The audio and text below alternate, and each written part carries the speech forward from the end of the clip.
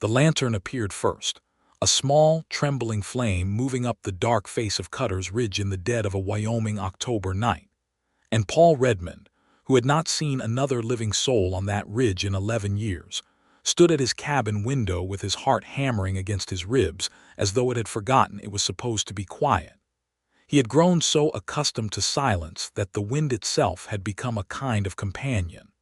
The creek at the bottom of the ridge spoke to him every morning. The pines argued with each other in the autumn gusts. The elk moved through the lower meadow like slow brown dreams, and he had learned their rhythms the way other men learned the habits of their wives. He knew this land the way a man knows the back of his own hand, every rock, every loose shale patch, every place where the ground fell away without warning in the dark. And yet someone was climbing it, someone who did not know those things, someone with a lantern that swayed with the unmistakable urgency of a person who was frightened but pressing on anyway. Paul pulled on his boots without lacing them properly. He grabbed his coat from the peg by the door and his rifle from its bracket on the wall, not because he planned to use it, but because 11 years of living alone on a ridge above the town of Harrow, Wyoming had taught him that the world below that ridge was capable of sending trouble upward in the dark. He had not left the ridge in over 3 years. He had not wanted to. He had not needed to. Old Fenwick from the general store sent supplies up with the mill boy twice a month, and Paul paid in coin that he earned carving and selling woodwork that the mill boy carried back down again. It was a quiet, contained life. It suited a man who had been broken badly enough that solitude had stopped feeling like loneliness and started feeling like safety. But now there was a light moving up his mountain.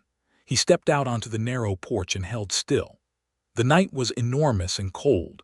The stars spread like spilled flour across a black tablecloth, and the lantern below was perhaps a quarter-mile down the trail, not that there was much of a trail anymore.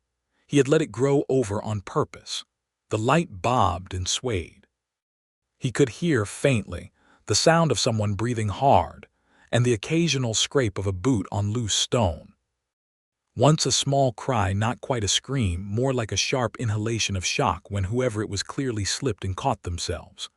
"Hello," he called out, because whatever else he was not a man who would watch a person fall off a mountainside in silence. The light stopped moving. There was a pause that lasted long enough for the wind to shift direction twice. "Is there someone up there?" A woman's voice called back. It was a strong voice, even with the breathlessness in it. Firm. Determined. The kind of voice that had been arguing with itself all the way up the mountain and had decided to commit. "There is," Paul called back. "Watch your step just below where you are. The path angles left and there's a drop on the right side." Another pause. "Thank you," she called, and then the light began moving again, more carefully now, angling left exactly as he had told her. Paul stood on his porch in the dark and watched that small flame work its way up the last quarter-mile of his mountain. He did not know what he was feeling. He had been alone so long that the presence of another person, even one still far below him, created a physical sensation in his chest, a kind of pressure, like a room that had been sealed for years being opened, and finding that the air inside had changed its composition. She reached the flat shelf of rock just below his cabin clearing about 15 minutes later. He heard her feet on the rock before he saw her. And then the lantern came over the edge of the shelf and she came with it. And for the first time in 11 years, Paul Redmond saw another human face. She was perhaps 30, or close to it. Dark hair that had come loose from its pins and was blowing across her face in the mountain wind. A traveling dress that had not been made for mountain climbing. The hem was torn on one side, and there was dirt on both knees from what must have been at least one bad fall on the way up. She was carrying a carpetbag in one hand and the lantern in the other, and she was breathing in the labored way of someone who had pushed themselves far past the point of comfort and was surviving on sheer stubbornness. She stopped when she saw him. They stood there in the lantern light, which was small and warm, and caught the gold in her eyes before he could make out anything else about her face, and the world felt very strange to Paul Redmond, very full of something he did not have a name for. "You are Paul Redmond," she said. It was not a question. "I am," he said. "My name is Gertrude Morgan," she said, "and I have nowhere else to go." He stood there a moment longer than was polite. The lantern light moved across her features, and he saw that she was pale beneath the exertion's flush, and that there was a cut on her left hand that had dried but had not been properly tended. He saw that her eyes were the color of dark honey, and that they were full of a complicated exhaustion that he recognized, not the tiredness of the body, but the tiredness of a person who has been holding something very heavy for a very long time without being allowed to put it down. "Come inside," he said. He was aware, as he stepped back to hold the door open, that he had not spoken those words to another human being in 11 years. The cabin was warm. He kept a good fire because the ridge got cold at night even in autumn, and the light from the hearth poured out around him and fell on Gertrude Morgan, and she closed her eyes for one brief moment as the warmth hit her, and something in Paul Redmond's chest did a thing that he could not account for. She stepped inside. The year was 1883. The territory of Wyoming had been a state for 7 years, though it did not yet feel entirely tamed.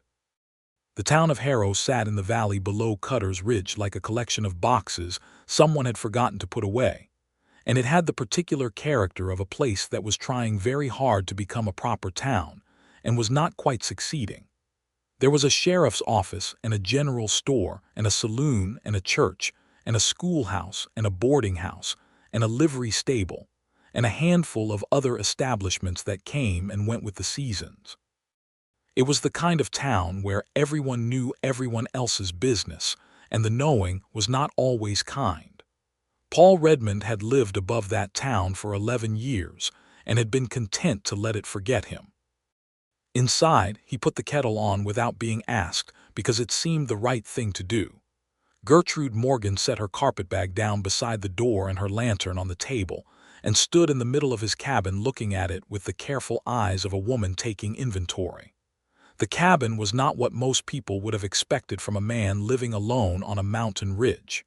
It was clean, for one thing, genuinely clean, not just managed neglect. There were shelves of books along one wall, and a work table covered in wood-carving tools and pieces of pine and oak, in various stages of becoming something beautiful.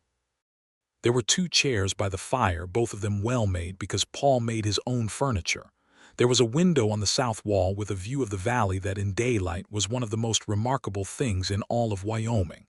"You are the man they call the Ridge Hermit," Gertrude said, not unkindly. "I am aware that is what they call me," Paul said. "I did not mean offense," she said. "I only meant they said you were up here. That is why I came." He turned from the fire where he had added a log. "Who is they?" She sat down in one of the chairs by the fire because her legs were clearly beyond bargaining with, and she let out a breath that seemed to have been trapped inside her for considerable time. "Fenwick at the general store. He told me that if I truly had no other option, there was a man on the ridge who was decent. He said you were a decent man." Paul thought about old Fenwick, who had been sending up supplies for a decade, and who had never once asked Paul why he stayed up here, and who had told Paul once, in the clipped way of a man who was not comfortable with sentiment, that there was nothing wrong with a man who chose his own company. He felt a warmth toward the old storekeeper that surprised him. "What happened to your hand?" he asked. She looked at the cut as though she had forgotten it. "I fell about halfway up. The lantern went out for a moment and I put my hand out to catch myself on a rock." He went to the shelf where he kept his small medical kit, nothing elaborate, just the things a man needed when there was no doctor within reasonable reach, and he brought it to the table and held his hand out for hers. She looked at his hand for a moment, then placed her own in it. Her hand was cold from the night air, and the cut was longer than it had appeared. He cleaned it carefully with the cloth and the bottle of carbolic, and she did not flinch, though she must have wanted to.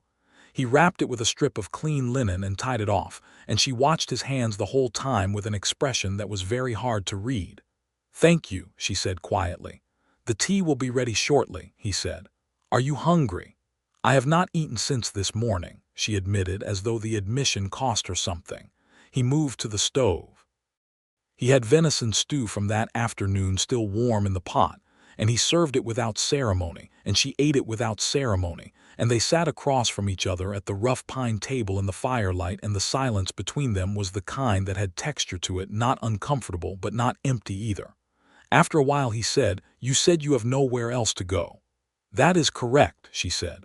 "I think," he said, "that you had better tell me what has happened." So she told him. Gertrude Morgan had come to Harrow 3 months earlier from Missouri, having answered an advertisement placed in the St. Louis newspaper by a man named Clarence Webb, who owned the largest cattle operation in the county and who was seeking a wife of good character and practical disposition. This was not an unusual arrangement for the time and the territory. Many women came west this way, and many found themselves in situations that were better or worse than advertised. Gertrude had been 30 years old and had been supporting herself as a seamstress since her mother's death 2 years prior, and Missouri had begun to feel like a room that was slowly running out of air. She had come to Harrow with reasonable hopes. Clarence Webb had been 49 years old and had 3 grown sons from a first marriage, all of whom resented the idea of their father taking a new wife, and had made their feelings clear in ways that ranged from cold silence to active interference. Clarence himself had turned out to be a man who was decent enough when observed, but who, behind the walls of his own property, was accustomed to having his way in all things and considered this his right.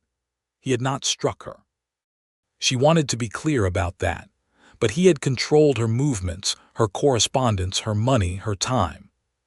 He had made it plain that she was expected to be grateful and compliant and quiet, and that any other version of herself was not welcome on the Webb Ranch. She had endured it for 3 months, and then 2 days ago, his eldest son, a man named Dale Webb who was 26, and had his father's certainty without any of his manners, had put his hands on her in a way that was very clearly the beginning of something she was not going to permit. She had broken a ceramic pitcher over his shoulder, had packed her carpet bag in the 20 minutes she had while the family was at supper, and had walked out the back door of the Webb Ranch in the September dark. She had gone to the sheriff, whose name was Orrin Calhoun. The sheriff had listened to her story and had then told her, in the careful language of a man trying to say something he knew was wrong, that the Webb family were the most substantial landowners in the county, and that her word against Dale Webb's would not carry the weight she might hope. He had also told her, pointedly, that Clarence Webb would be within his legal rights as her husband to require her return. She had left the sheriff's office and gone to Fenwick's store, and Fenwick, blessed the old man, had given her a room above the store for 2 nights without asking a single question, and had listened to her situation with the thoughtful expression of a man running through his options, and had finally said, with some hesitation, that he knew of a man on the ridge above town who was decent and solitary and unlikely to be troubled by the opinions of the Webb family. "He said your name," Gertrude said. "He said you had been up here 11 years, and that in all that time he had never known you to be anything but honest. He said if I could get myself up the mountain he was not sure what you might do. He said you were the kind of man who did right by people, even if you had mostly given up on people." Paul was quiet for a long time after this. The fire popped and settled. Outside, the wind had picked up and was pushing against the cabin walls with the comfortable persistence of something that knew it was not going to be let in. "How old are you, Miss Morgan?" he asked. 30 years, she said. "And yourself?" 38, he said. She looked at him directly, with the kind of frank appraisal that he found he did not mind. "Fenwick also said you were not a man who would make a woman feel like a burden." "Fenwick talks a great deal for a man of few words," Paul said, and the corner of his mouth moved in a way that had not happened in some time. She almost smiled. He saw it almost happen, and then she caught it, the way a person catches a thing they have been trained not to let out. "You can stay," he said. "There is no question about that. There is a storage room at the back that I can clear out. There is a cot in there that I use when I am working long nights at the bench. You will have a door that bolts from the inside." She looked at him. "I'm a man who has lived alone for 11 years," he said, and his voice was steady and plain with it, "and I have no interest in being another Clarence Webb. You may bolt your door." "Why are you doing this?" she asked, and it was not a suspicious question. It was a genuine one, the question of a woman who had learned to look for the cost of things. He thought about it honestly. "Because Fenwick sent you up here," he said, "and Fenwick has never been wrong about anything in the 10 years I have known him." There was a longer pause, and then she did smile, properly this time, the whole thing, and it was like watching the sun come over the ridge in the morning. And Paul Redmond looked away quickly because something in his chest was doing things he had not given it permission to do. He cleared the storage room. She bolted her door. And Paul Redmond sat by the fire for a long time after the cabin had gone quiet, listening to the mountain breathe around him, and trying to make sense of the fact that the silence had, in the space of one evening, changed its texture entirely. In the morning she was up before him. This surprised him because he was an early riser by habit and necessity, and he had assumed that after the events of the previous days she would sleep late. Instead, he came out of his room to find the fire stoked, and the coffee made, and Gertrude Morgan standing at the south window looking out at the valley below, with the light of the early Wyoming sun on her face and her hair still loose around her shoulders. And the sight of it stopped him in the doorway for a moment in a way he was not going to analyze. "You did not have to do that," he said, meaning the fire, the coffee. "I know," she said without turning from the window, "but I do not sit well, and I would earn my keep." He came to stand beside her at the window because the view genuinely warranted it, and they looked out at the valley together, the patchwork of the town below, the long grass of the open range rolling south, the distant blue shapes of the mountains beyond, all of it lit up in that particular gold of early Wyoming autumn that looked like something out of a painting that no painter had quite managed to get right. "It is extraordinary," she said. "It is the main reason I have not left," he said.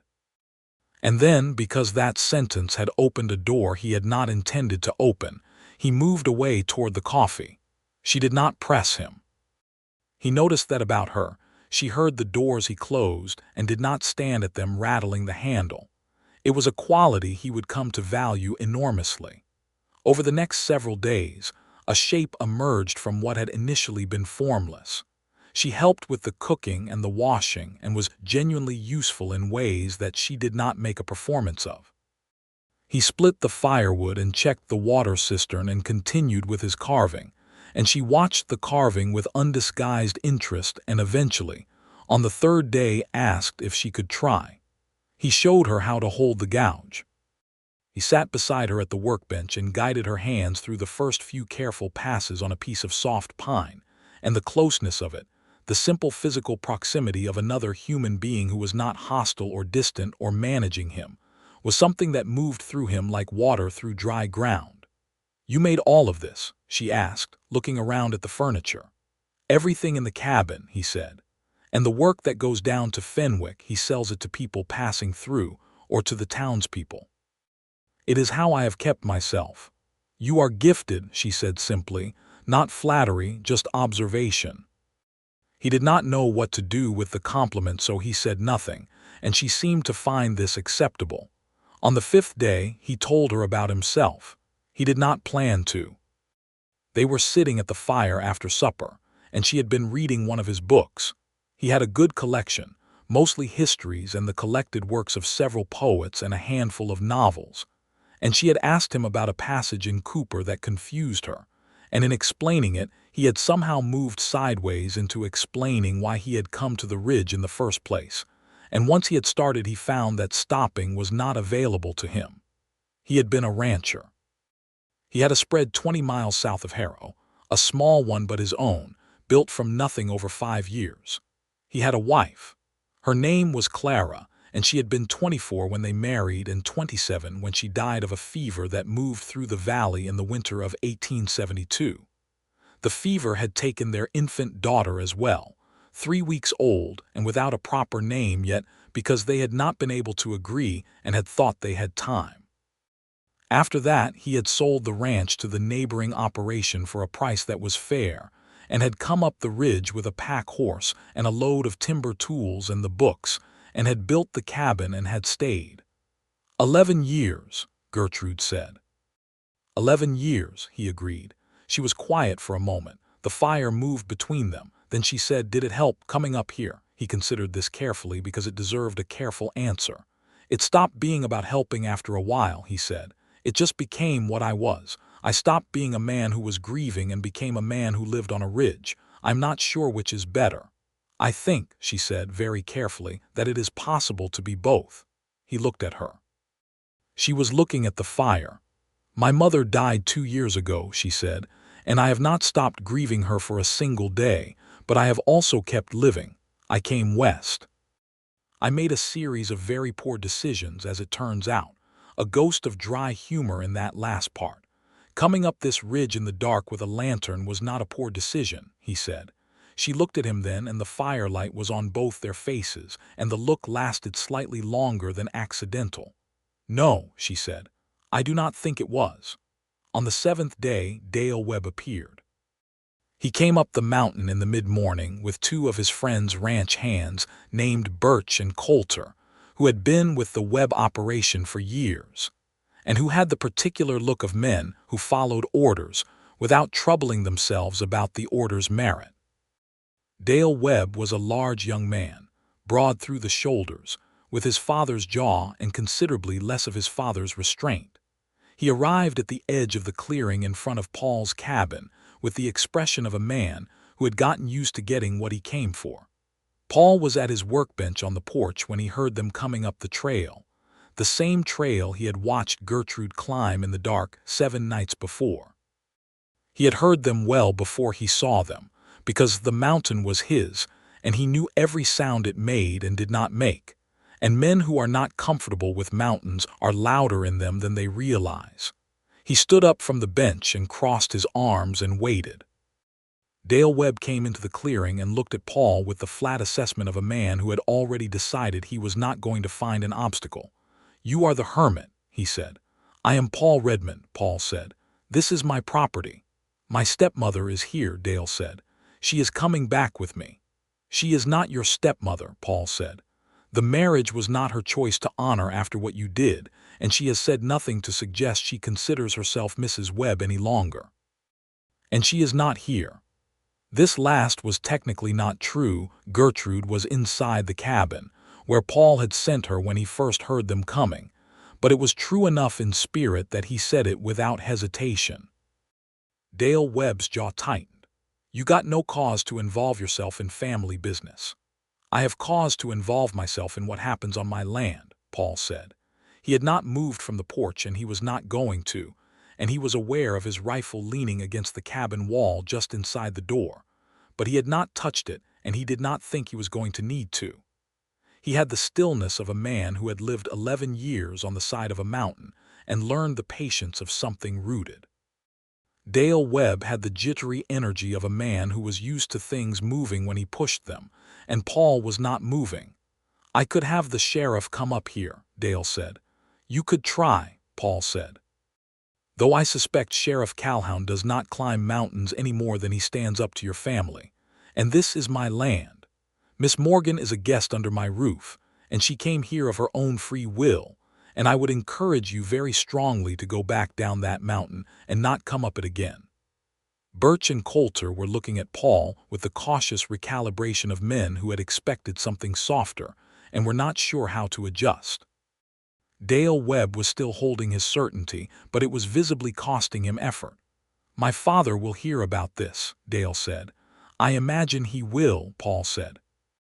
There was a standoff that lasted perhaps 30 seconds and felt considerably longer, and then Dale Webb turned around and went back down the mountain, and Birch and Coulter went with him, and the sound of their boots on the trail faded into the ordinary sounds of the mountain morning. Paul stood on his porch until they were entirely gone. Then he opened the cabin door. Gertrude was standing in the middle of the room with her back straight and her hands clasped in front of her, and her expression that of a woman who had been listening very carefully and was feeling things she was not going to let run away with her. "He is going to come back," she said. "He might," Paul said, "or he might not." Men like that are usually more interested in the show of a thing than the work of it. He paused. But I think you should write a letter to your attorney in Missouri if you have one about the question of the marriage, and I think Fenwick needs to know what has happened. I do not want to cause you trouble, she said. He looked at her directly. Gertrude, he said, and it was the first time he had used her given name, and they both noticed it. I have been living on this mountain for 11 years avoiding trouble. I believe I have had about enough of that. She looked at him for a moment, and then she nodded, and there was something in her eyes that was not quite relief, but was in the neighborhood of it. He wrote a letter to Fenwick that afternoon, and the next morning he did something he had not done in over 3 years. He came down off the mountain. He went alone, because the walk down was familiar, and the town's effect on him was easier to manage if he was not also managing his own visible unease while in the company of someone else. Harrow, Wyoming in October of 1883 was the same town it always was, which is to say it was busy and dusty and opinionated and smelled of horse and smoke, and the particular combination of ambition and disappointment that characterized all frontier towns. People stared at Paul as he walked to Fenwick's store. He had expected this. He had the look of a man who had been on a mountain. His beard was longer than was conventional, and his clothing was clean but not fashionable, and he moved with the careful, unhurried deliberateness of a man who had stopped caring about being in a hurry. Fenwick was behind his counter and looked at Paul over his spectacles with the expression of a man who was not going to make a fuss about something that warranted a fuss. "You came down," he said. "I came down," Paul said. He put his letter on the counter. "And I came to tell you that the Webb boy came up yesterday with 2 men. He left without his intended objective." Fenwick's expression settled into something harder. "Clarence Webb was in here this morning," he said. He was polite about it. He usually is, but the politeness had something behind it. He picked up Paul's letter. "I will see this gets into the postal system today." He paused. "How is she?" "She is capable," Paul said, "and she is frightened, though she tries not to show it, and she is—" He stopped. Fenwick looked at him with the quiet attention of a man who had been watching the world for 60 years and had learned that the pauses were often more informative than the words. "Yes," he said. "She is," Paul said again and then shook his head. "She is fine. She is managing well." Fenwick nodded slowly. "Paul," he said, with the care of a man who was going to say something he had not said before, "I sent her up that mountain because I thought you were the only person in 100 miles who the Webb family could not push around. I also thought she was the kind of person who would not push you around either. Was I wrong on either account?" Paul looked at the counter for a moment. Then he said, "No, you were not wrong." Fenwick nodded again, the nod of a man who had just confirmed something he had already suspected, and said nothing further on the subject. Paul went also to see Sheriff Calhoun, who received him with the wary cordiality of a man who knew he was being observed and found wanting and did not like it. Paul did not threaten him and did not shout. He simply laid out the facts of the situation clearly: Dale Webb's visit to his property, the circumstances of Gertrude's departure from the Webb ranch, the legal question of whether Clarence Webb had any claim on his wife's person that superseded her own right to remove herself from an unsafe situation, and watched the sheriff's expression move through several uncomfortable calculations. "The law in this territory," Paul said, "does not require a woman to remain in a household where she has been subjected to unwanted physical aggression. And if I find that the Webb family's relationship with this office is preventing the appropriate application of that law, I will write to the territorial governor, whose name I know and whose acquaintance I have maintained." This last part was a small bluff. Paul knew the governor's name from the newspapers and had once, years ago before the Ridge, been introduced briefly at a cattlemen's meeting, but it landed with sufficient weight that the sheriff straightened in his chair. "I am not suggesting anyone return Mrs. Webb to the Webb household against her will," Calhoun said. "Miss Morgan," Paul said. "She has ceased to identify herself as Mrs. Webb." Calhoun looked unhappy about this precision but did not argue it. "I will speak with Clarence Webb," he said. "I would appreciate that," Paul said. He went back up the mountain. The walk up took longer than the walk down, but he did not mind it. The air got better the higher he went. The town sounds fell away below him, and the mountain sounds came back, the wind in the pines, the distant cry of a hawk, the particular quality of silence that was not silence at all, but everything that silence actually consisted of. When he came over the last shelf and into the clearing, Gertrude was sitting on the porch in one of the chairs he had moved outside for the pleasant weather, and she had his journal in her hands, not reading it, he noted, just turning it over, and she set it back down when she saw him and said, "I found it on the table and I did not read it. I wanted to, but I did not." "You can read it if you want," he said, and was surprised to find he meant it. She looked at him. "Are you sure?" "It is mostly weather records and wood grain observations," he said, and that ghost of almost humor was in his voice again. She laughed. It was the first time he had heard her laugh. It was not a small, managed laugh, but a real one, a laugh that had been waiting for an appropriate reason, and had been keeping itself in reserve, and now came out with the slightly surprised energy of something that had been cooped up. And Paul Redmond stood at the edge of his clearing in the October sunlight and felt the laugh move through him like a key turning in a lock he had forgotten had a key. "How was the town?" she asked. "The same as always," he said. "I spoke with Fenwick and with the sheriff. I believe Calhoun will at least speak with Clarence Webb." "And Dale Webb," Paul said, "is a young man with a very high opinion of himself.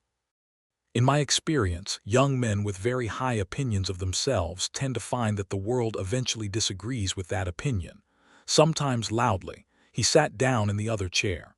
"I do not think he will come back up here. The mountain is too much work and the reward is not certain enough." "And if he does," she said. He looked at the valley below, the long gold of the autumn grass, the far mountains going blue in the afternoon haze. "Then I will handle it," he said. "This is my mountain." There was a comfortable silence for a while, the good kind, the kind that does not require filling. "Tell me about Missouri," he said eventually. So she did. She told him about St. Louis, which she had loved, the river, the market stalls, the sound of half a dozen languages being spoken on the same block. She told him about her mother, who had been a seamstress herself and had taught Gertrude everything about the trade, and who had also been the person in the world she trusted most. She told him about the years after her mother's death, which had been an exercise in discovering how capable she was when she had no other option. She told him about reading the advertisement for Harrow, Wyoming, and thinking, not with naive romance but with pragmatic calculation, that the West might simply offer more room than Missouri was offering her. "I was not wrong about that," she said dryly. "There is a great deal of room," he smiled. A full one this time, and her eyes caught it, and she looked back at the valley quickly as though she did not want to make something of it. "What did you do before the ranch?" she asked. "Before Wyoming?" "I grew up in Ohio," he said. "My father was a carpenter. I learned the trade and then I got restless the way young men do and I came west." He paused. "I was 22. I thought, I do not know what I thought. That everything worth having was somewhere further along." "Did you find it?" she asked. He was quiet for a moment. "I found Clara," he said, "and the land, and the life we were building. I thought it was the start of a very long story." He looked at his hands. "I was wrong about the length." She reached over without any premeditation or self-consciousness and covered his hand with her bandaged one. She held it there for just a moment, not a long moment, just the right length of a moment, and then she removed her hand and looked back at the valley, and Paul sat with the warm ghost of that touch on the back of his hand and did not speak for a while. The days moved into weeks. October turned and began to think about November. The aspens on the lower slopes went gold, and then the gold began to let go and drift. The mornings got colder and the nights got genuinely cold, and Paul cut more firewood than he typically would and stacked it under the linta with the private knowledge that this winter, for the first time, the cabin would not be cold in the way a cabin is cold when only one person lives in it. He had stopped counting the days. This was new. He had been a man who counted days, who felt the weight of each one as a unit of solitude completed, which was also a unit of grief managed, which was also a unit of safety maintained. Now the days came and went with a different quality. They had content. Things happened in them. Not large things mostly. A conversation that caught and went somewhere unexpected. A meal that turned out better than intended. An afternoon where they both read in the same room in comfortable silence. Or an evening where she looked up from her mending and said something about the book she had been reading that was so astute it stopped him mid-sentence. He was carving a set of decorative panels for a commission Fenwick had forwarded a wealthy rancher south of Harrow, who was building a dining room, and Gertrude had begun helping with the finishing work, the sanding and the oiling, which she did with the attentiveness of a person who valued precision. They worked side by side at the bench, and the wood shavings piled up between them and the oil smell mixed with the wood smell and the fire smell, and it was the most domestic scene Paul Redmond had occupied in 11 years. He thought about Clara. He thought about her often, but now he found that he was thinking about her differently, not with the scouring grief that had driven him up this mountain in the first place, but with the softer sadness of genuine loss. The difference between the two was, he was beginning to understand, quite significant. One was a wound still open. The other was a scar that ached sometimes but had closed. He was not certain when it had closed. He suspected Gertrude's arrival had something to do with the timing, and he held that thought carefully, the way you hold something that is both fragile and important. A letter came back from Gertrude's attorney in Missouri in mid-October. It was delivered by the mill boy, who had been told by Fenwick to bring anything for Miss Morgan up to Paul's cabin, and who did so with the carefully controlled incuriosity of a 17-year-old boy who was very curious indeed.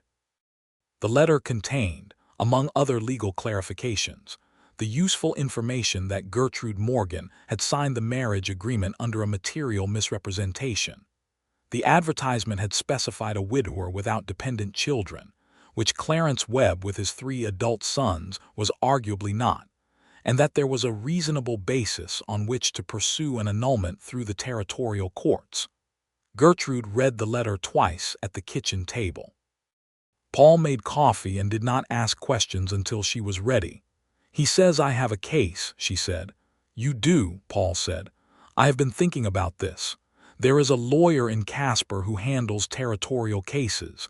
Fenwick knows him. He is honest." She folded the letter carefully. "This will cost money," she said, "which I do not currently have." "It will cost some," he agreed. "The panels I am finishing for the Harrow Commission will cover most of it, and I have some set aside." She looked at him. The expression on her face was extremely complex. "Paul, do not," he said quietly. "You climbed a mountain in the dark because you had nowhere else to go, and now you do have somewhere to go, which is here. And while you are here, this is as much a concern of mine as yours." He paused, and then, because the moment seemed to require honesty, he added, "More so, in fact.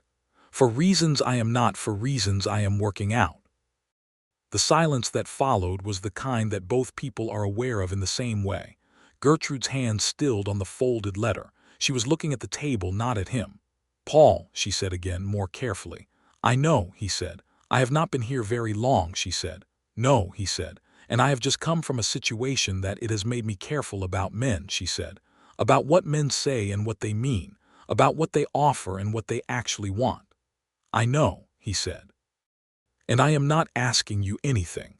I am telling you that I find I am not as alone as I was when you came, and that this is not a problem I am trying to solve.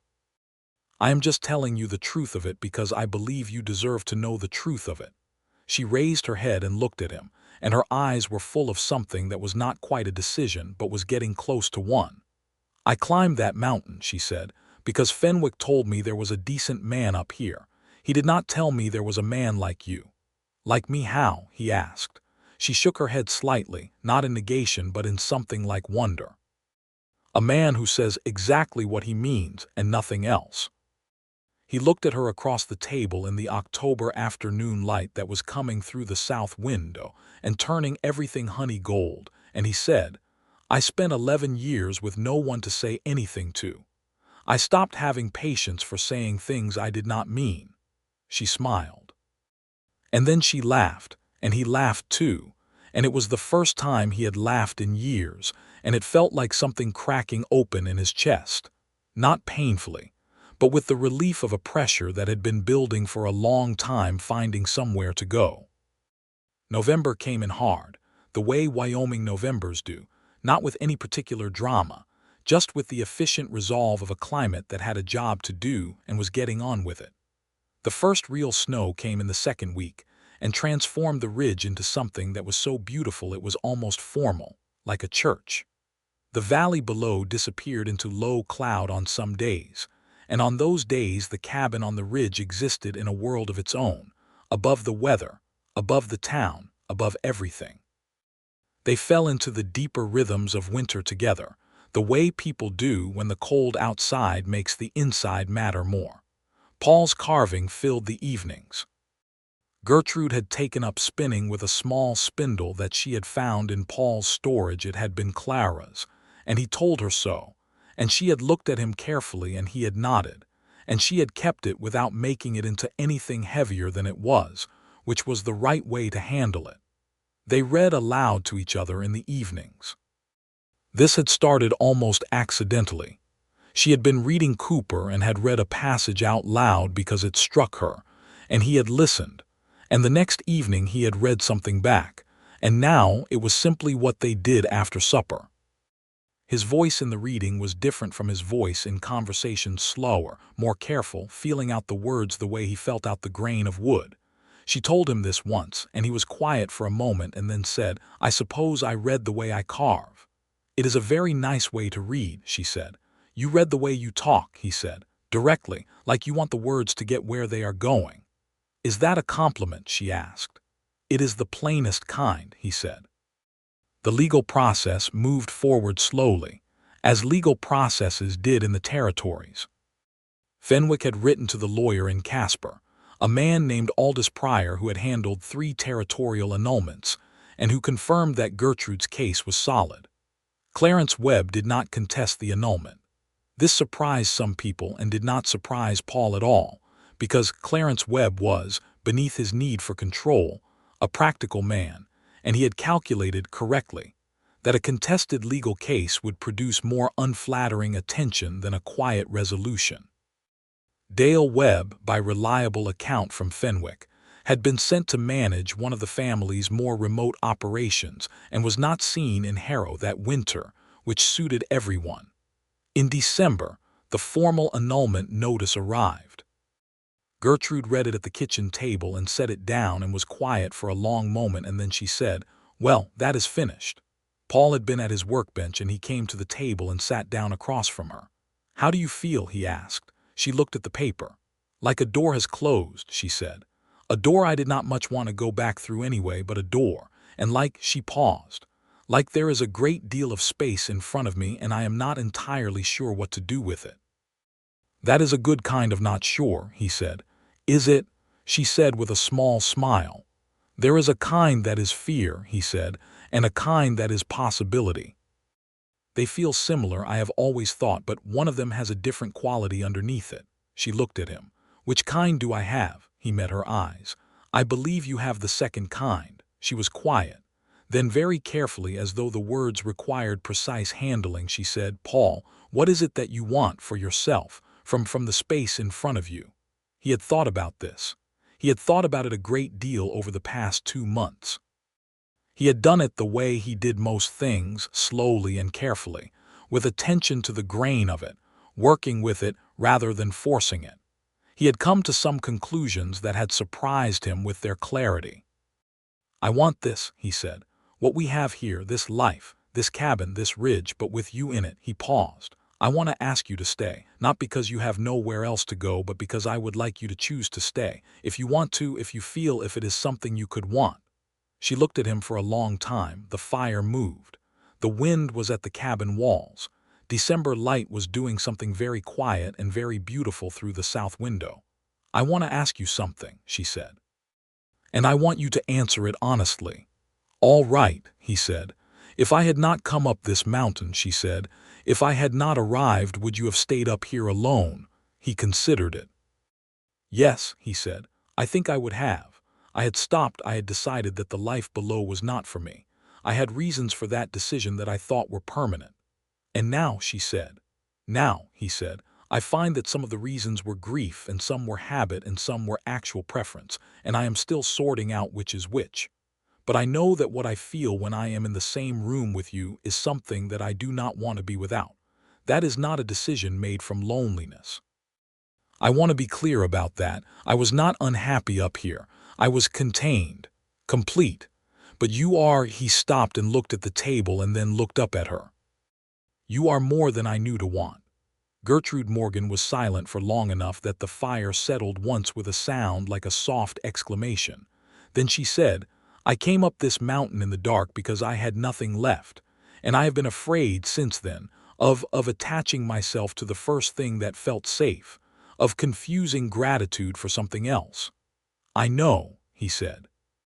"But I do not think," she said slowly, working it out as she went, "that what I feel when I am in this room with you is gratitude." She paused.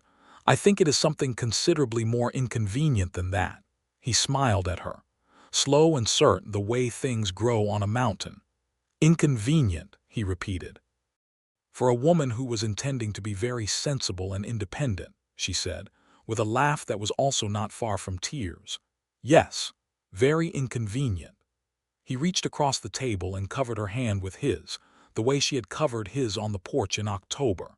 And they sat like that for a moment, and then she turned her hand over beneath his and held it, and the cabin on the ridge in the December mountains felt like the most inhabited place in the world. He kissed her for the first time that evening after supper, standing by the window looking at the snow on the mountain, and it was not a reckless kiss. It was the kind of kiss that had been earned slowly over many weeks by two people who had each learned the particular cost of trusting another person and had decided, carefully and with clear eyes, to trust this particular person anyway. She kissed him back with the same careful certainty.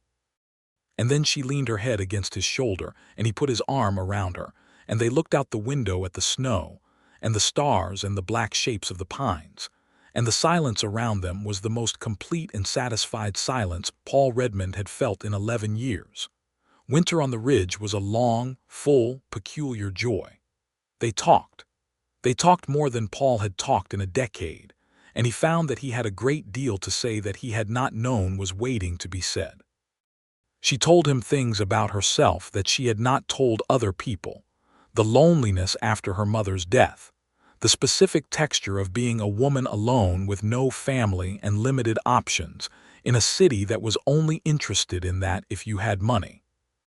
He told her things about Clara that he had never said aloud, not the grief, which he had been living in, but the memories, the actual specific things he had loved about her, the way she had laughed at her own jokes, the way she had argued with him about absolutely everything and had often been right. He told Gertrude these things, and she listened to them without jealousy or discomfort, the way a woman listens to the full story of a man she loves rather than only the parts that are comfortable. She asked him once in January whether he felt he was betraying Clara by them. He thought about it for a long time before he answered. "I think," he said, "that Clara would have had a great deal to say about a man living alone on a mountain for 11 years being entirely useless to the world. She was very practical. She would have thought it was a ridiculous waste." Gertrude smiled. "She sounds like someone I would have liked."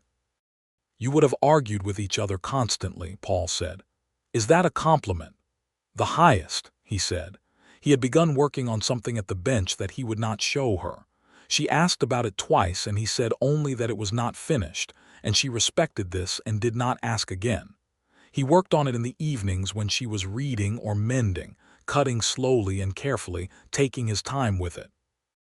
In February, a cold, bright February with snow on the ground and ice in the creek, and the sky the specific particular blue of Wyoming winter that was more blue than any other blue. He finished it. He set it on the table in front of her at breakfast. It was a small wooden box, not more than 6 inches square, made from the best piece of cherry wood he had been saving for years. The lid was carved with a ridged line and above it a scatter of stars, and in the stars a small flame, a lantern, clearly a lantern moving upward. Inside he had lined it with a piece of the red fabric she had in her sewing box, cut with her permission when she was not watching. She looked at it for a long time. "That is the night I came up," she said. "It is," he said. She looked at him. Her eyes were bright in a way that she was not attempting to manage. "I want to ask you something," he said, and his voice was steady but just barely. "And I want you to know that there is no pressure in the asking, and that if the answer is that you need more time or that the answer is something other than yes, I will understand it." "Paul," she said, "I want to ask if you will marry me," he said. "Not because you came up this mountain and have nowhere else to go. You have somewhere to go, you could go anywhere now. The annulment is complete, you have your freedom, and I would help you go wherever you wanted to go if that was your choice. I want to ask because I love you. Because I have been watching you every day for 4 months and I have not once wanted to be somewhere else, and that is, for a man who spent 11 years choosing to be very much by himself, that is something I do not take lightly." She was holding the little box in both hands. She looked at the carved lantern on the lid for a moment and then she looked up at him.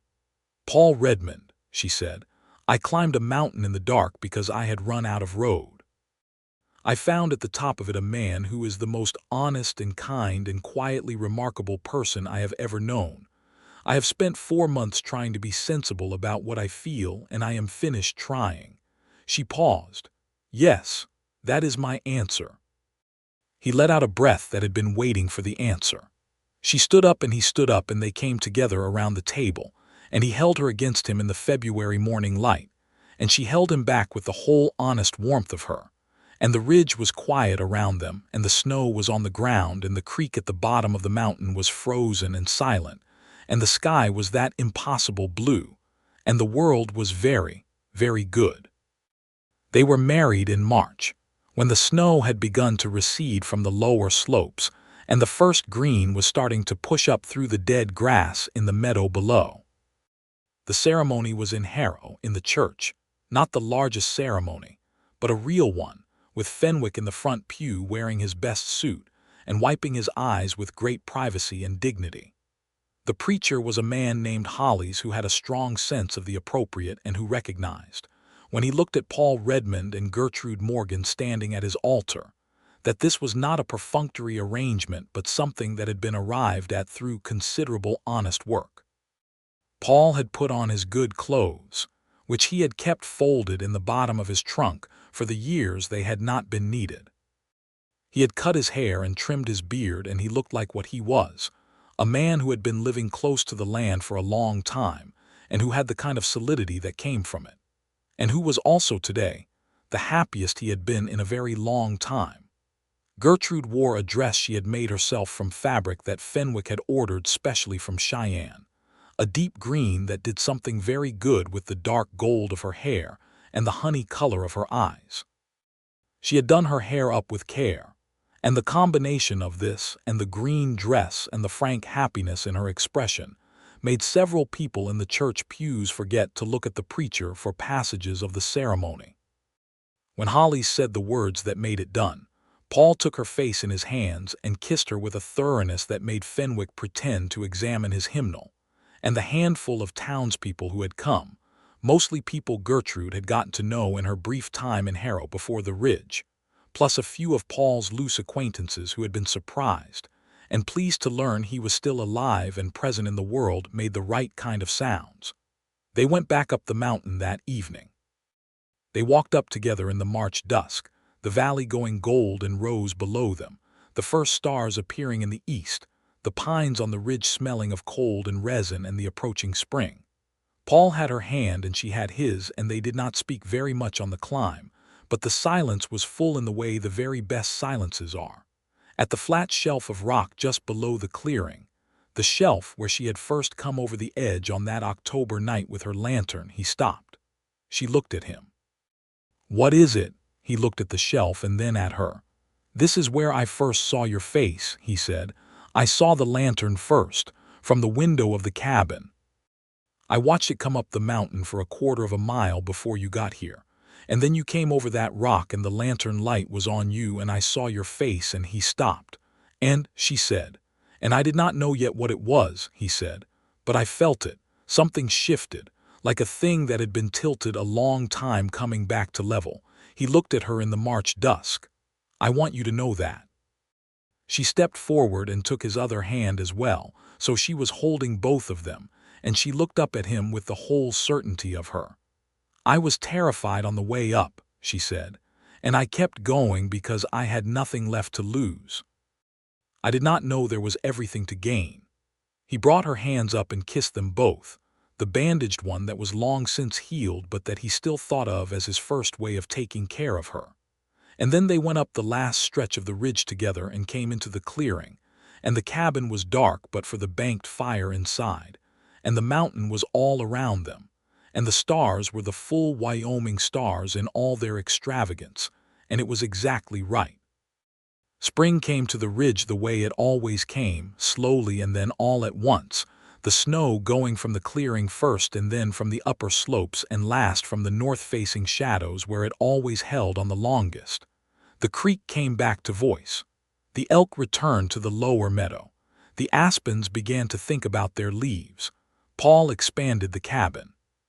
He had been thinking about it through the winter, and with the spring weather he began the work. A room on the north side with a proper door and 2 windows, and enough space for everything a life needed. Gertrude helped where she could and watched where she could not, and she brought him water and food and occasional extremely precise opinions about dimensions, which he took seriously because she was usually right. They also began thinking about the ridge differently, not as a retreat, but as a place to make a life from. Paul had been approached through Fenwick by the rancher south of Harrow, who had commissioned the dining room panels, who wanted more work, who wanted, in fact, enough work that it suggested an ongoing arrangement. The man's name was Hargrove, and he was building the kind of prosperous ranch house that the territory was beginning to produce, and he had a taste for fine woodwork and the means to pay for it. Paul rode down twice to discuss the commission, and Gertrude came with him the second time, and they had supper at the Hargrove Ranch, and she talked cattle with Mrs. Hargrove, who was a Missouri woman herself and who took to Gertrude with the immediate recognition of a person meeting someone whose particular quality she knows how to value. On the way back up the mountain that evening, in the long May light that turned the valley gold for an hour before it gave up, Gertrude said, "I like it up here." Paul glanced at her. "You have said so before." "I mean, I want to be clear," she said. "I am not staying because I have nowhere else to go. I am staying because I want this ridge, this life, you." She looked at the mountain above them. "I want to stay." "Good," he said, with the quiet certainty of a man who had needed to hear it and knew it.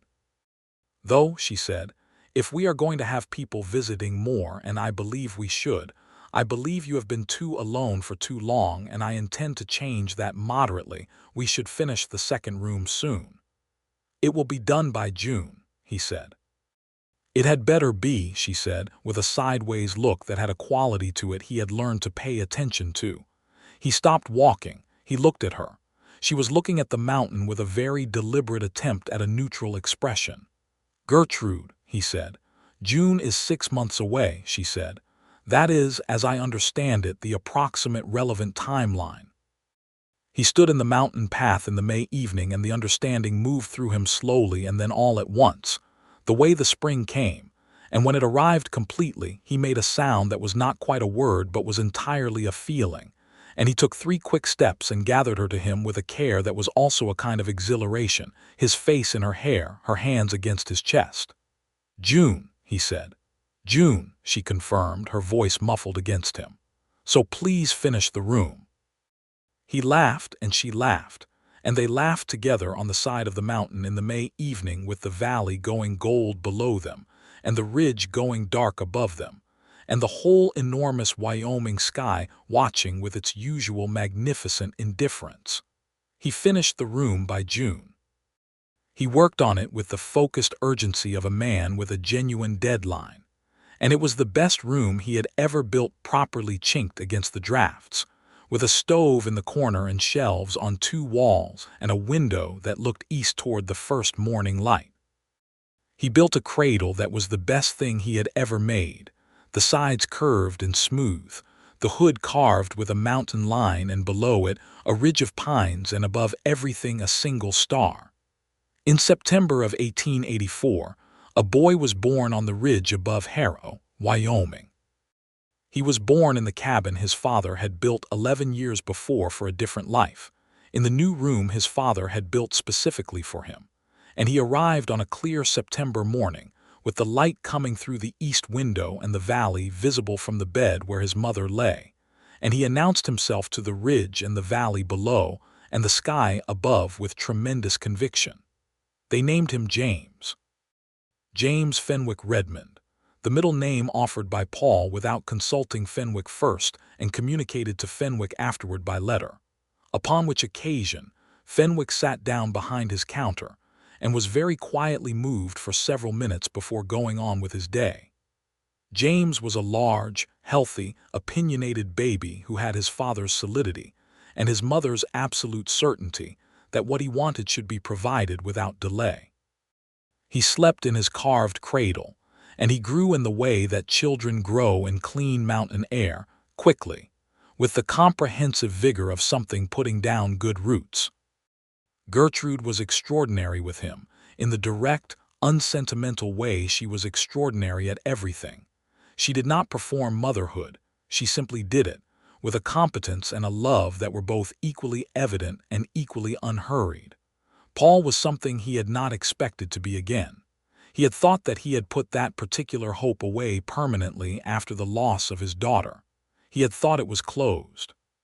He had found, holding James on the first morning of his son's life, the baby's face the strange ancient calm of the just arrived, that grief and hope were not opposites, and that the heart's capacity did not diminish with loss but expanded with it, the way a crack in wood makes room for something to grow. He sat by the east window with his son in the thin September morning light, and felt the full weight of the 11 years and the full present weight of this room, and this woman sleeping in the bed behind him and this child in his hands, and all of it was true at once. The loss and the love and the ridge and the years and the small flame moving up the mountain in the dark, and the face he had seen when the lantern light fell on it, and everything that had come from that. The autumn of 1884 moved into winter, and the winter into the spring of 1885, and life on the ridge became the thing that life settles into when it is being lived well, full and particular, and sometimes hard and often beautiful. James learned to crawl on the cabin floor among the wood shavings, and then to walk holding the furniture, and then to walk on his own across the clearing in the autumn sun, with the tremendous self-congratulatory wobble of a new walker, and both his parents watched this from the porch with the stunned expression of people who had not been warned how significant it would feel. Paul took on more of the Hargrove Commission and several others besides, and the woodwork that went down the mountain became known in the territory as the best of its kind, not because he pursued reputation, but because the work was genuinely excellent, and excellence in the territories found its market without advertising. He hired a young man from town, a Lakota man named Thomas Crow, who was 22 and had the patient hands of a natural craftsman, to help with the larger pieces, and Thomas walked up the mountain 3 days a week and learned quickly and well. Paul paid him a fair wage without negotiation, which was not universally practiced in the territory, and which Thomas noted and did not comment on, but which established a mutual respect that became a genuine friendship. Paul was not unaware of the particular injustice of Thomas's situation, of the broader situation of the Lakota people, who had been moved and constrained and systematically denied the things that the territory's white settlers were encouraged to pursue. He was a man who had lived too long in his own solitude to pretend that the world beyond his ridge was simply a matter of individual choices and individual fates. He said nothing grand about this. He simply paid Thomas fairly and treated him as an equal, and made the cabin table a place where Thomas was welcome at meals. And Thomas came to supper sometimes and talked with Gertrude about his family's situation with a candor that she received without flinching. And these small things were not solutions, but they were not nothing. The winter of 1886 came in hard, one of the hard ones, the kind that the territory remembered for years afterward. The snow on the ridge was deep, and the cold was real, and Paul had cut extra firewood in the autumn, as he always did, but the winter pressed on longer than expected. They were warm in the cabin, the whole expanded cabin with its two good stoves, and its walls packed tight against the wind. But the depth of the winter created the particular closeness of people sharing warmth and time, and the world reduced to the circle of the hearth. In those long evenings James, now 2 and very certain about his opinions, sat between his parents at the fire and was read to, until he fell asleep in whoever's lap he had chosen that session. And Paul and Gertrude sat on after in the firelight, and talked in the way people who are genuinely in love and genuinely companions talk, with the ease of established trust, and the continuing interest of two people who have not yet exhausted each other. He told her things about the land that he had been observing for 11 years, the way the mountain behaved in each season, the patterns of the weather, the particular places where the light fell at different times. She told him things about sewing and about Missouri and about the years between her mother's death and coming west. They talked about James and what they wanted for him. They talked about the future, not with anxiety, but with the comfortable specificity of people who trust the ground under their feet. One evening in February, with the snow very deep and the night outside enormous and still, she said, "I want to tell you something." "Tell me," he said. "I have been trying to decide," she said, "whether to say it directly or to leave it as something that is understood, and I have decided that you are the kind of man who deserves things said directly." "I try to be," he said. "I am happy," she said. It was said plainly, without embellishment or qualification. "I wanted you to know that with full specificity. I am happy in this life on this ridge with you.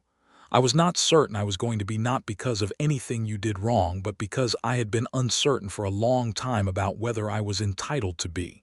She paused. "I understand now that it was never about entitlement. It is something you build, and we have built something good." He looked at her in the firelight, this woman who had come up his mountain in the dark with a lantern and a carpet bag, and the stubborn courage of a person who had run out of road and decided to make a new one. And what he felt was not the sharp exhilaration of early love, but something longer and more structural. The love of a man who has lived with a woman through seasons, who has seen her in difficulty and in ease, who has built rooms for her and for the life they are making, and who is still, after all of it, finding her the most interesting thing in the world. "I am happy too," he said, which was the truest thing he knew. The spring of 1886 brought new growth to the ridge the way it always did, and it brought also a second pregnancy, which Gertrude announced one April morning at breakfast with the same sideways look at the east window that she had used before. And Paul's response was very similar to his first response, which was to stand up from the table and hold her and say nothing that was language for a long moment, because language was not sufficient. The second baby arrived in November, another boy, which surprised neither of them, because the ridge seemed to have opinions about these things.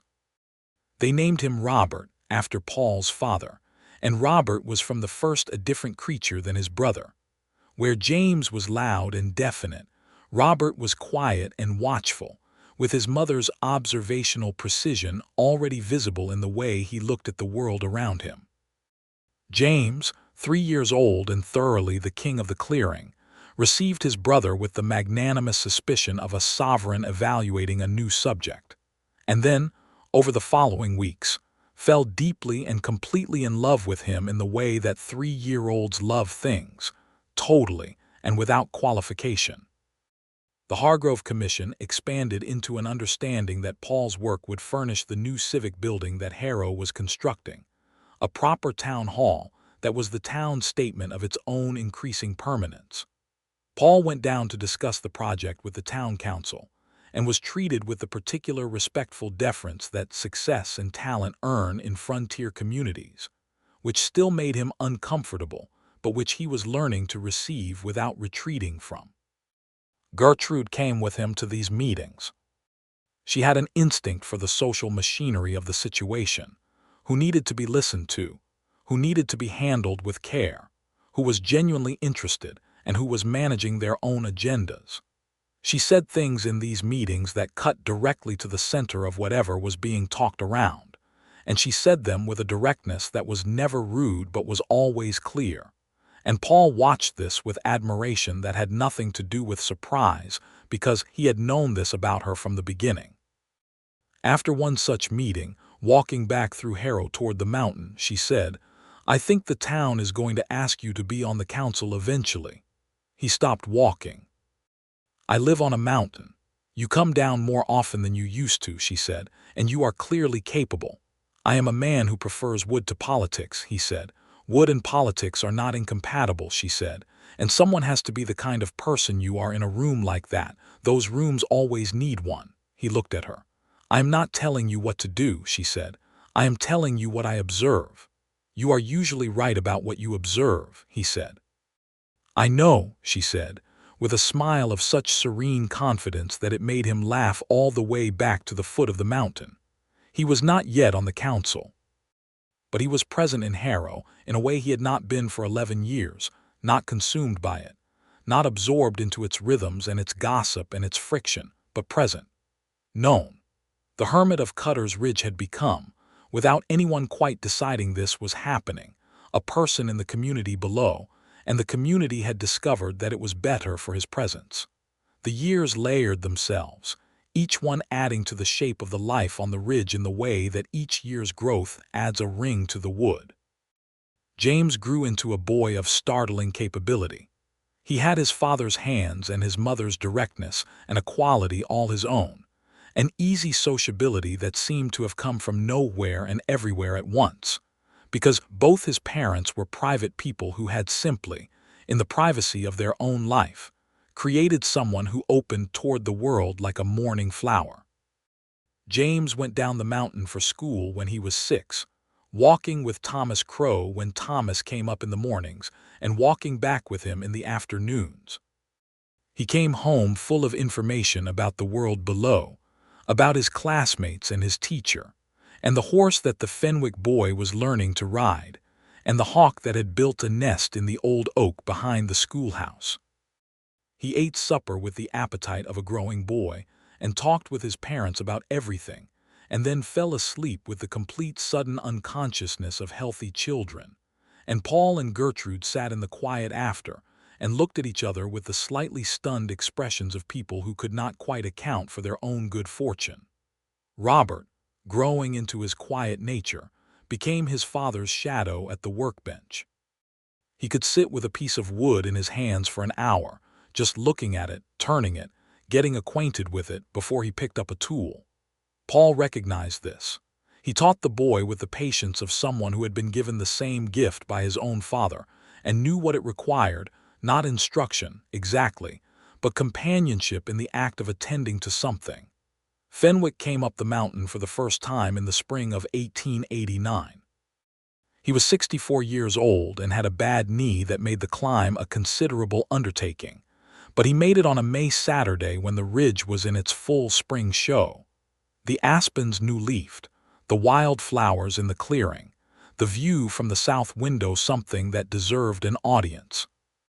He stood at that window for a long time, leaning on his cane, and then he turned around and looked at Paul and Gertrude and James and Robert and the cabin that was now really a house, expanded and solid and inhabited in every corner, and he said, in the terse way of a man who is moved and is not going to make a production of it, "Good. This is very good." Gertrude served him the best meal she had made in months, and he ate it with the sincere appreciation of a man who had been cooking for himself for 30 years. James talked to him with the uninhibited curiosity of a 7-year-old, and Fenwick answered with the grave respect of a man who believed children deserved honest responses to honest questions. Robert showed him his latest carving, a small rough horse, recognizable as such, and Fenwick held it and turned it and said with authority, "That is a good horse." And Robert's expression was the most purely satisfied thing Paul had seen in some time.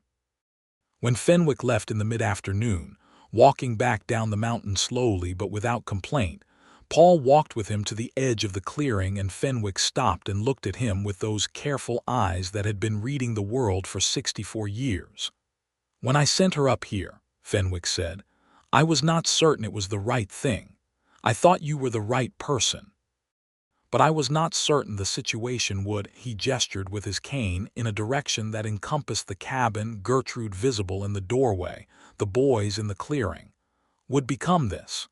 "It became more than I had planned," Paul said. "The best things usually do," Fenwick said. He put out his hand and Paul shook it, and Fenwick went down the mountain and Paul went back to the clearing where Gertrude was waiting. "He is a remarkable man," she said. "He sent a woman up a mountain in the dark," Paul said, "and trusted that it would work out. I think that is the most remarkable thing about him." She came to stand beside him at the edge of the clearing, looking down at the old man's careful progress below. "He was right to trust it," she said. "He was," Paul said. He put his arm around her and she leaned into him, and the afternoon light was that May gold that made everything look like something worth painting, and the mountain was all around them, and the valley below was going about its ordinary business, and the ridge that Paul Redmond had lived on alone for 11 years was humming with a kind of occupied contentment that a ridge could only achieve when the right people were on it. In the summer of 1890, they had a third child. This time a girl, Ruth, who arrived in July with the definitive clarity of someone who knows exactly where they are and intends to make the most of it. Ruth had Gertrude's honey-dark eyes and Paul's quiet attentiveness, and both their stubbornness in equal and therefore considerable measure, and from the moment she was large enough to look at things, she looked at the world with an expression that suggested she was evaluating it carefully before committing to an opinion. James, 8 years old, was delighted. Robert, 6, was more considered about it, which was very Robert. Both of them were, within a week, thoroughly subject to their sister's direction, which she issued from her position of horizontal helplessness with remarkable authority. Paul watched his family at the supper table that summer, James talking, Robert listening with his father's particular quality of stillness, Gertrude feeding Ruth while also managing the conversation and eating her own supper, and being somehow ahead of everything that needed being ahead of, and the feeling that moved through him was not the sharp gold of early happiness, but something deeper and more durable, the kind of happiness that has roots. He had lived on this ridge for 11 years alone. He had believed, genuinely and without self-pity, that the life below was not for him, and that the life on the ridge was complete in its solitude. He had been wrong about that, but it had taken the right kind of wrong, a small flame moving up the dark face of the mountain, a woman with a cut hand and a determined jaw and a carpetbag, a voice calling upward in the dark with the quality of someone who had decided to commit, to show him where the error was. He thought sometimes about the night he had first seen her lantern, about standing at the window in the dark watching that small light work its way up his mountain, not knowing what was in it, about calling out into the dark and hearing her voice come back, about the moment she had come over the shelf of rock and the lantern light had fallen on her face. He had seen the light before he had seen her face. He had known something was coming before he knew what it was, and the something that had been coming had been everything. That autumn, he put in a proper trail up the mountain, not because it needed to be easier for anyone to leave, but because it needed to be easier for people to come up, and people were coming up more now. The Hargrove family came for supper sometimes. Thomas Crow and his young wife, a woman named Mary who had grown up on the Wind River, and who took to Gertrude with the immediate recognition of one capable woman meeting another, came up on Sunday afternoons in the good weather. Fenwick came twice a year, his bad knee be damned.